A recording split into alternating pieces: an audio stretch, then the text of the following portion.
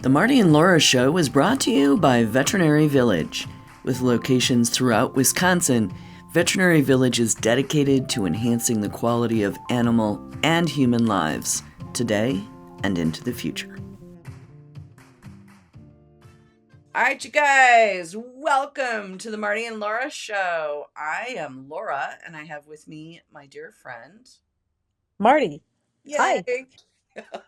Look, every now and then we get the timing right and everything. It's crazy. So, Marty, how you doing tonight? I'm great. Thank you. Spectacular.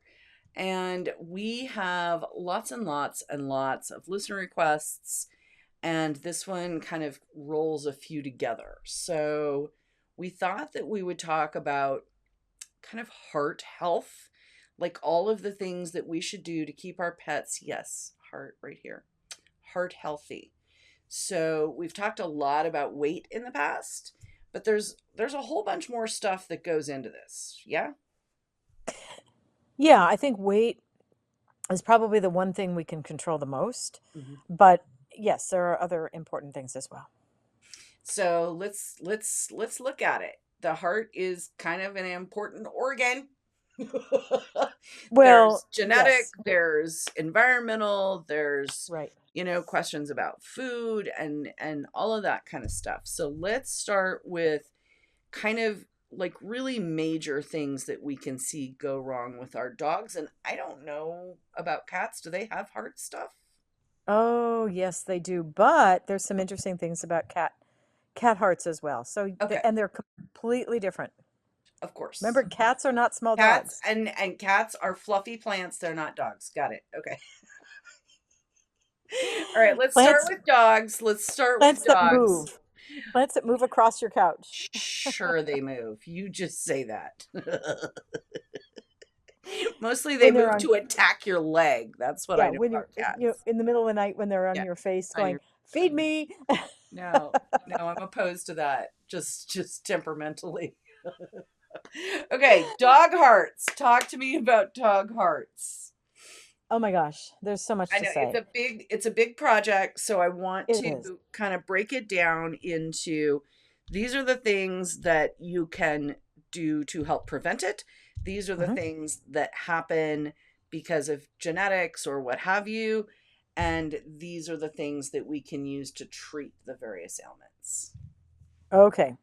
So prevention, I guess we can't really talk about prevention without talking about genetics because Right. from the very inception of a puppy, we can control their genetics to a certain extent.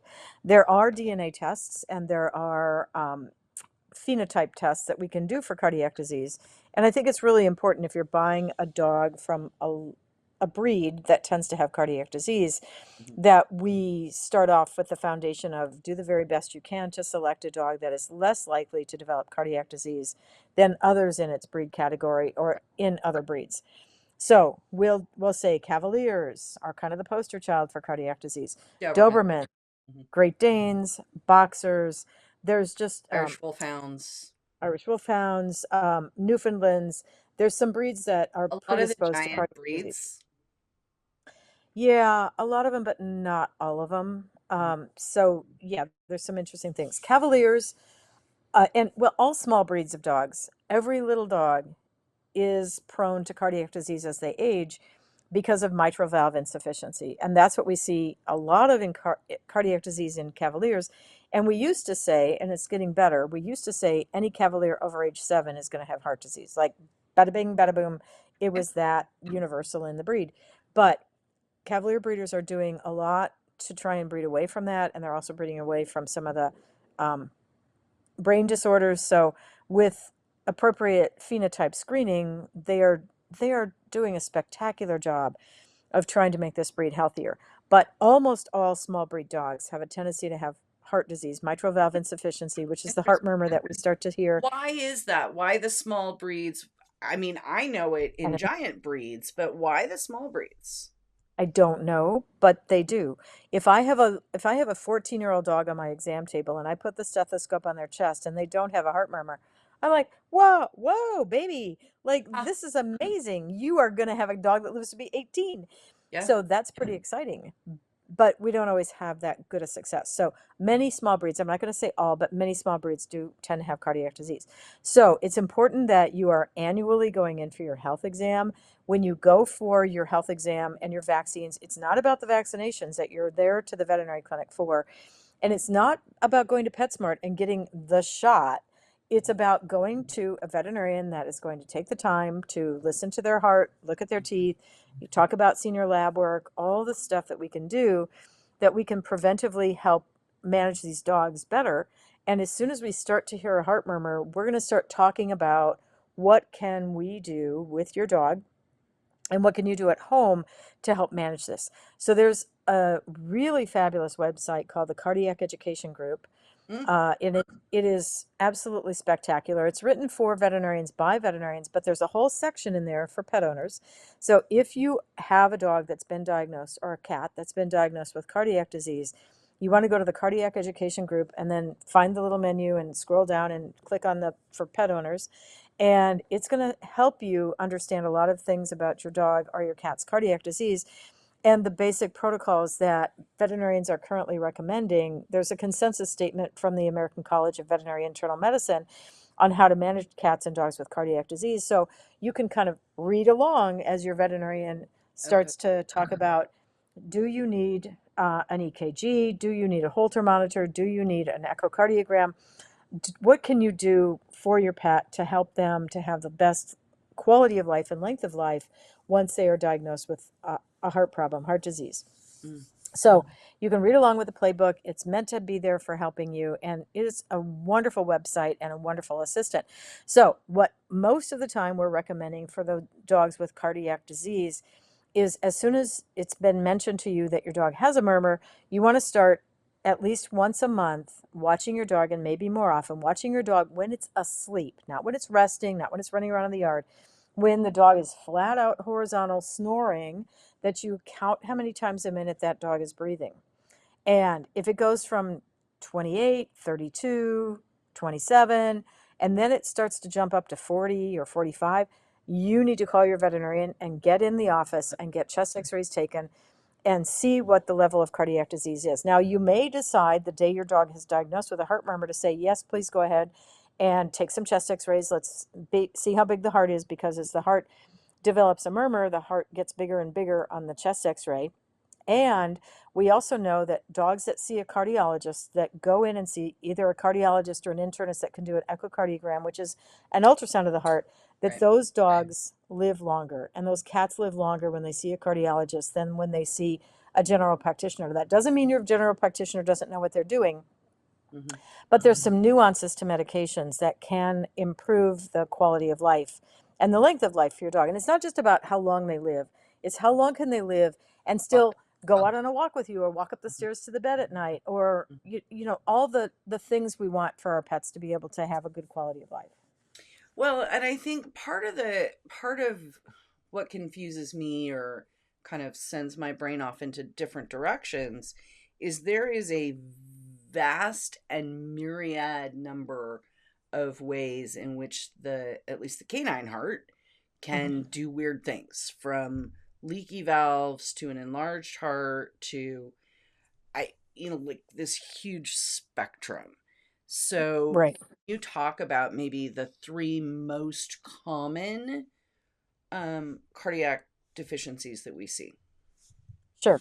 So leaky valves we're typically going to see in older pets, although there are some murmurs that are associated with really young dogs, like ventricular septal defects or tricuspid valve dysplasia, or most commonly patent ductus arteriosus, PDA. So those are the cardiac diseases that we see in puppies. We can hear a murmur. With a PDA, it's a really loud washing machine murmur. With other murmurs, they can be different styles of murmurs, different types, different parts of the chest you can hear them in. So you can hear some on the left, some on the right, some up in the armpit. So moving the stethoscope around on the chest and characterizing the type of murmur that you hear is helpful, but it's not diagnostic. It's diagnostic to say that there's a murmur. And not all heart murmurs that are loud are necessarily bad. Usually the louder the murmur, the worse the disease, but not always. There are some conditions, particularly in young puppies, where there's something like a ventricular septal defect, which is a defect between the two large ventricles of the heart that a little tiny hole can make a really loud noise. Oh, wow. So loud noise doesn't necessarily correlate with bad disease. So we have puppies that are born with either strictures like an aortic stenosis or other kinds of things like holes in the heart or PDAs. Those can cause murmurs in really young dogs. Then we have the murmurs that we hear in aging dogs, Cavaliers after age 7, a lot of other breeds after age 10. And then we also have arrhythmias.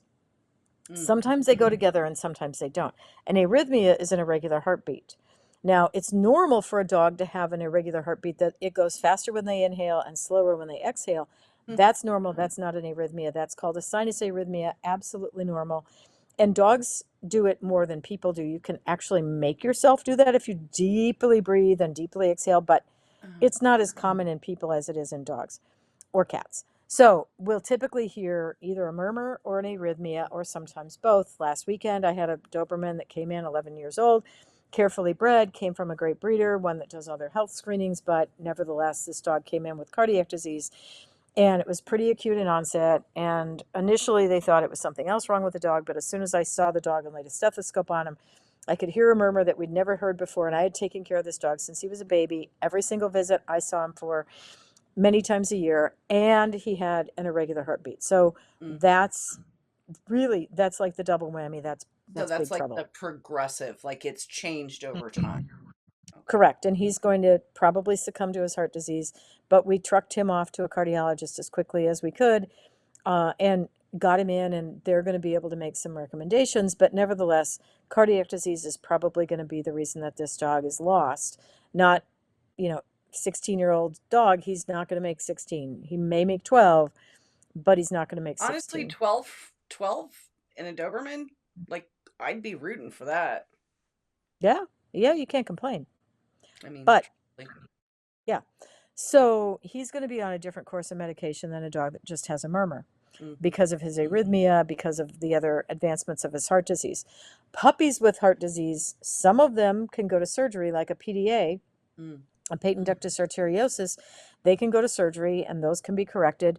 They used to go in and just put a suture, just open up the chest, which is a major surgery. Tiny details. Much more major. Yeah, much more major than opening up the abdomen. They'd go in and put a suture around the ductus that was not supposed to be there. It was supposed to close when the puppy took its first breath, but it didn't. And now they put in something called an Amplatz catheter in most dogs.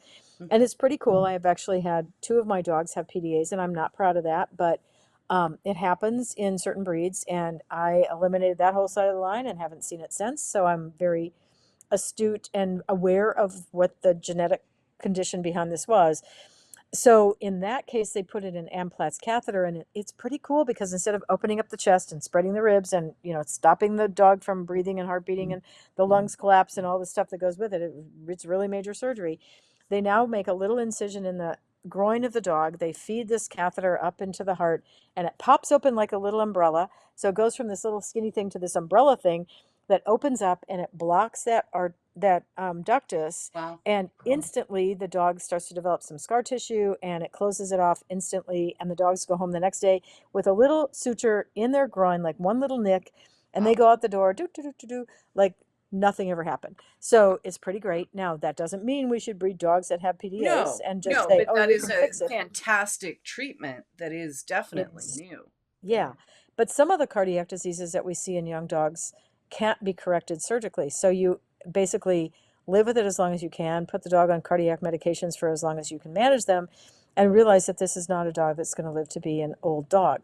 So unfortunately, in spite of how careful people are with their breeding programs, those things still happen. So that's the puppy part of it. Kittens can have something similar. They can have PDAs. They can have all these other weird things as well.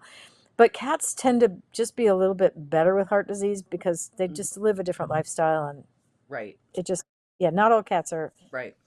I mean, I've seen cats that walk around with heart murmurs their whole life, and they never know anything's wrong with them. They live to be 16, like, woohoo, I'm good. Yeah.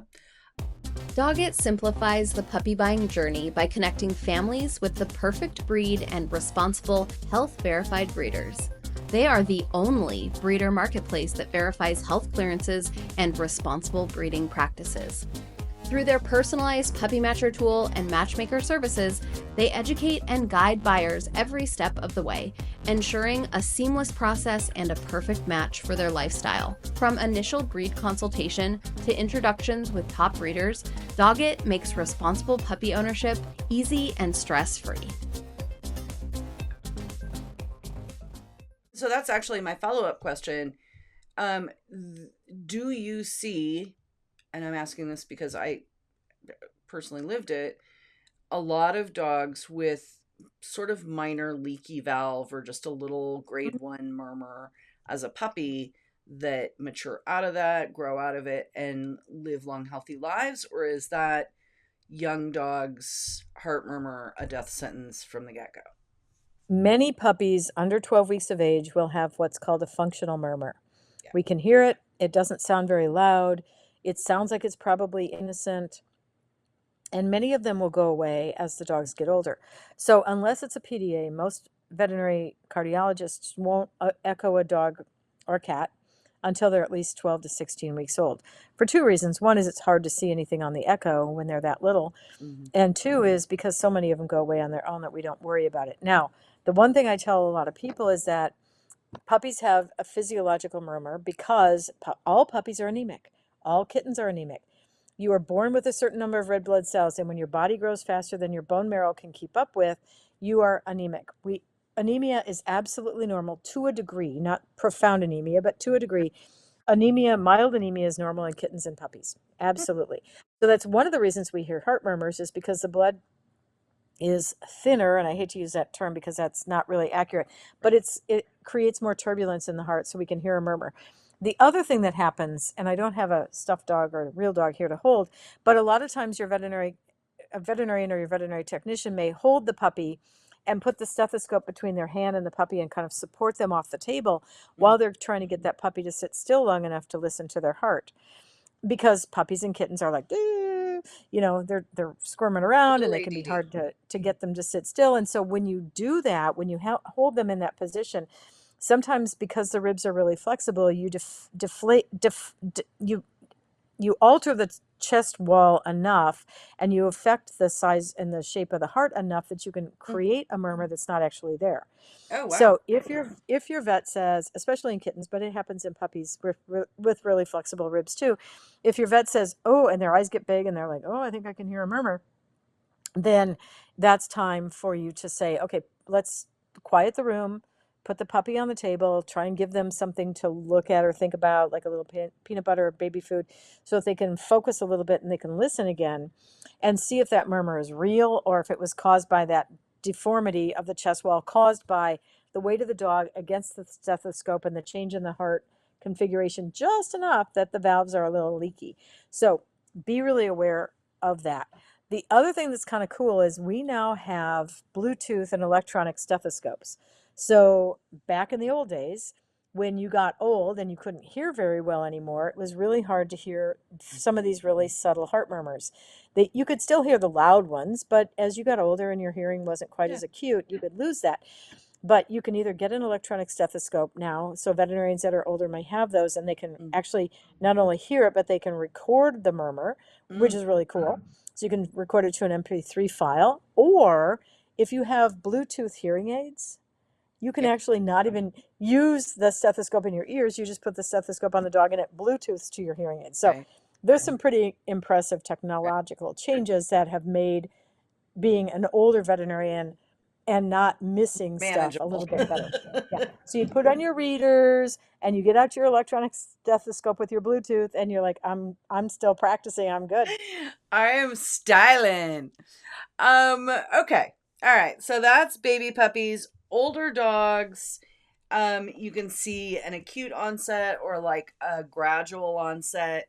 When you think about those dogs, describe some of the symptoms. Like I think of what I think of as the heart cough, right? There's a specific cough that I say, Yeah. Can you And the talk about cough is that a little most bit? frequent. Yeah, the cough is most frequently heard first thing in the morning or later in the night, like 5, 6 in the morning, just before you get up or right after you get up, because when the dog is laying horizontally and not up and moving around, fluid builds up in the lungs, and they're more likely to have a cough at that point. So yes, there is a heart cough. Now, a loud, harsh cough is usually more of a tracheal cough, either because the heart is too big or because the dog has kennel cough or, tracheobronchitis, one of those kinds of things. Right. So I think it's important that we know that that isn't necessarily the same kind of cough. The cough you have to worry about is the soft, quiet cough. That's fluid in the lungs. That's pneumonia. That's cardiac disease. The heart cough. Like, I know that Yeah. sound. Yeah. Now, of course, that's different than a collapsing trachea, which also happens in small breed dogs. And again, that's that loud goose honk kind of cough. So if you touch the trachea or you manipulate the trachea and the dog has this, huh, huh, that's usually up here. It's the cough that really scares you. It's the one that sounds quiet. That's the scary one. Yeah. So don't assume that just, yeah. Go, if you think your dog has a cough and you're concerned about it, take your dog to the vet, take your cat to the vet, go in, have them checked out. If they say we'd like a chest x-ray, do this with your head. Yes, please take a chest x-ray. Don't cheap out on it. You need to know early on if your dog or cat has cardiac disease, because the earlier we diagnose it and the earlier we get them on appropriate medications, the better the quality of life and the length of life will be. And so that is the perfect transition to my question about, okay, so we've got a problem and it can be managed in not every case, but in many cases. Am I right? Yes. Almost all of these cardiac problems have medications. For arrhythmias, we have very similar medications to humans. For heart failure because of valvular disease or stenosis, we have diuretics, and those have been around for 1,000,000 years. Right. Lasix, which is furosemide, spironolactone. And there was just a study that was presented at the AKC Parent Club meeting on cardiac disease that spironolactone has a really important place in managing these dogs with cardiac disease. So diuretics are really important. Now, of course, they make the dog urinate more, but it helps clear the fluid. Right. And after the first couple of days on the diuretic, it stabilizes, so it's not quite as bad as your dog urinating a lake every night in the middle of the night. We have, back in the old days, we used to have digitalis, digoxin, which would help to make the heart a little bit stronger, but that was a wicked drug, and we don't use that at all anymore. It's well been replaced by pimobendin or vetmedin. Vetmedin is the trade name, pimobendin is the generic name. And that is a major, amazing breakthrough. It's been on the market. They were testing it, I'm going to say probably 18 or 19 years ago. We saw some dogs at the university that were having it used on them in clinical trials. And so it's been on the market for easily 15 years. And it is absolutely life-changing for dogs and for some cats with cardiac disease. So we used to say in veterinary medicine, as soon as your dog is diagnosed with congestive heart failure, valvular disease, mitral valve insufficiency, that old dog stuff, they would live about 6 months. Well, now these dogs are living 2 and 3 years with medication. Wow.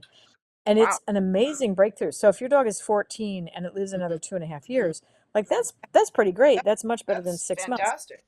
But there's no human equivalent to this drug. So if you're talking to somebody on the human side, they're going to look at you like, I've never heard of this drug, and I don't understand why you have a drug on the veterinary side. And there aren't very many, but we do have a few drugs on the veterinary side that don't occur on the human side. And I don't know if this is true or not, but I was told, and this might not be accurate, so forgive me if I'm wrong, but I was told that because it makes you feel so good and you do so well for so long, that when you fail very quickly. But they did not want that happening on the human side, because if you were driving a car, that would be dangerous for everyone. So I don't know if that's accurate, but it's an interesting thought. And there are definitely cardiac drugs that we see on the human side, we don't see on the veterinary side. But many things on the human side eventually come to the veterinary side, and a few things on the veterinary side make it to the human side. Well, so we do a lot of research that is involved. One of the great things that dogs particularly bring to us is studies on their diseases that provide information and insight for humans as well. So I think that's cool. Yep, it's pretty great. Okay, so prevention, When at all possible, because heart disease is not specific to purebred dogs at all. It is across all types of dogs. When at all possible, find a dog whose parents have been health tested and have been cleared of this problem. So that's one thing. Um, Weight management, we've talked about that. And Um, fitness in and general, not just fitness, weight, yeah, but that was literally the next word out of my mouth. So, just like people, right? We want them lean and active. Like the more we Mhm. do, the healthier we are. It's no different for dogs. Am I right? Exactly. So if you can get out there and walk your dog for 20 or 30 or 40 minutes a day, it's good for you. It's good for the dog, keeps your weight down, keeps your cardiovascular health good. Yes, we don't see cholesterol problems and heart attacks in dogs that we do in people, which is kind of interesting. But most other cardiac diseases that we see in people they have a human equivalent, but probably not to the same degree. And Mm, there's kids with heart murmurs that live their whole life with them, or when they're 60 or 70, they need a valve replaced. right, There's functional murmurs in kids that we see in dogs. So there's a lot of parallels, but they're not exactly all the same. So right. it's important that we identify the differences. But generally, fitness is always good for us and for our dogs. So get out there, do your walk, get or swim or whatever it is that you physically and your Right. dog can manage to keep their cardiovascular health good. Yeah, Treadmill, whatever it takes. absolutely. And then final observation, talk a little bit, and we've talked about it on Pure Dog Talk some. Talk to us about feeding our pets, and specifically the food that we feed them, and some of the FDA research into food mediated heart problems in our dogs. Yeah, and a few years ago, everybody probably remembers 4 or 5 years ago, the grain-free concerns that we had with dogs with cardiac disease. And initially and immediately, most veterinarians jumped right to taurine and L-carnitine Hmm. as the possible causes. And there's still some suspicion that some lines of dogs, golden retrievers and a few other lines, have a tendency to have more cardiac disease if they're on those diets that are somewhat taurine or L-carnitine deficient. And where this comes from, and I think this is really interesting because when you're old, you remember the history behind diseases Right. that the young people don't really understand. But when I graduated from veterinary school, dilated cardiomyopathy was a really big thing in cats. Now, we still see hypertrophic cardiomyopathy in cats, and we can still see it in dogs as well. But dilated cardiomyopathy was a thing. And we would have cats that would come in pretty regularly. Like if when my first year out of school, I worked at an emergency clinic. If at 10 o'clock on Saturday night, I had not, because I worked the overnight shift till 9 o'clock Sunday morning. If by 10 o'clock on Saturday night, I hadn't had a receptionist come back and say, so there's a cat coming in that can't breathe, I Right. would go up front and say, okay, who missed the phone call? Because there's got to be a Saturday night special on every one of these Saturday nights I have this cat come in. Well, these cats would come in with a flaccid, dilated heart that wasn't effectively pumping, and then fluid would build up in their chest, and then they'd come in with a chest full of fluid. And sometimes you could pull the fluid out and get the cat stabilized, and sometimes the cat died before you could even do anything because it was Mm, that acute. Because mm. cats are different than dogs. When dogs have trouble breathing, they let you know. They're like, hey, hey. I But can't breathe. a cat goes, I'm good, I'm good, I'm good. Oh crap, I'm not good anymore. And they're bad really fast. And it's not Right. because they just got sick, it's because they've hidden their disease Mm, so long. mm, Asthma, respiratory disease in cats. mm. They're like, I know, really, but really I'm okay until they're not.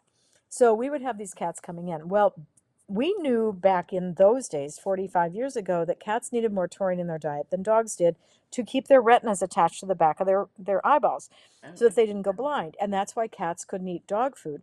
But, there would still be farmers that would put out, because they didn't want to buy cat food, so they put out dog food, or cats that were on some of the low end cat foods that would still develop these diseases, not with their eyes, but with their heart.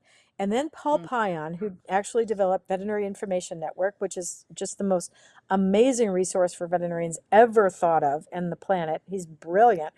He's a practitioner from California. He discovered that taurine didn't just affect their vision, but mhm. it affected their hearts. So at that point, all the pet food manufacturers upped the amount of taurine in the food, and dilated cardiomyopathy in cats ceased to exist. So this was pretty great as a veterinarian to not have to walk into the exam room, Right. look at a cat and go, your cat's not going to make it to the x-ray table. It's really bad. So it was a huge breakthrough. And I think it's kind of interesting that a lot of young practitioners don't know who Paul Payan is and where that came from, because he totally revolutionized not just cardiac disease in cats, but how all veterinarians communicate. Because we have this paid resource called Veterinary Information Network. They let all the vet students use it, and all the practitioners use it if they're smart enough to pay for it, because it will absolutely allow veterinarians to communicate with journals, with each other, on message boards, all this really amazing stuff that we can use as resources. So there's not an appointment that Dr. Zella walks into that is a sick pet without having already gone to his computer and looked up something on VIN. So when he walks in the exam room, he can like spout That's out really all smart. the new information. Hey, woohoo, look at me. And taurine, my understanding, taurine is an ingredient. It's an essential amino acid. Okay, there we go. Amino acid, but it's from meat. Like you can only get it from meat. Am I correct? Yes. It's an essential amino acid from meat. L-carnitine is similar to it, but not quite as essential. And cats cannot cats cannot synthesize it from other amino acids. So for cats, that is why cats are obligate carnivores. So for the people who want to feed their cat a vegetarian diet, and they're philosophically into these kinds of diets, and I understand that, those cats have to have additional taurine supplemented in their diet.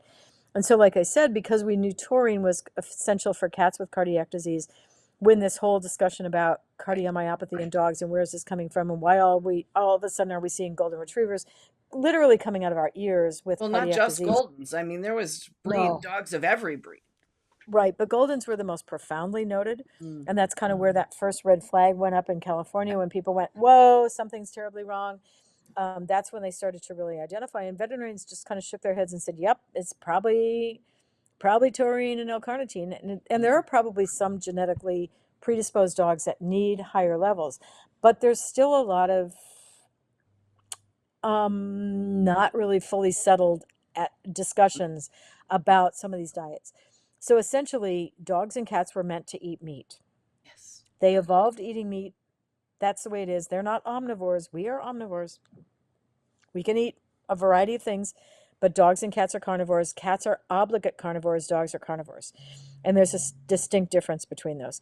So if you must feed your dog a grain-free diet, or you must feed your dog a vegetarian diet because that is how you philosophically believe that your pet should be fed, and I'm not going to argue one way or the other, you just have to be aware that you need to read the label, and if you have any questions, supplement it or contact the company that makes the food and discuss with them the information on their label or that they're putting in their diet. Now, the World Small Animal Veterinary Association, WSAVA, has an amazing resource on that website for how to select a pet food and what questions you should ask a pet food manufacturer. So if you're looking for an unbiased opinion, and the World Small Animal Veterinary Association is international, it's not a U.S. company, it's not dictated by the manufacturers, by any of that stuff. So go to their website, take a look at how to select a pet food, and it's going to give you a lot of really good information. Perfect. Okay. Well, there you go. Heart health on a Wednesday. Can't ask for a lot more. All right, Marty, thank you so much. We appreciate you keeping our pets healthy, and we will talk to you again soon. Thanks. Thank you for joining us on the Marty and Laura Show. We're excited to bring you these unique, fun, fact-based conversations about pet health. We hope you'll join us on social. Stop by the website to sign up for an extra tip of the week for your pet. While you're at it, do us a favor, please, and leave a review wherever you find your podcasts. The Marty and Laura Show is produced by Pure Dog Talk, Inc., sound design and editing by Premium Audio Services.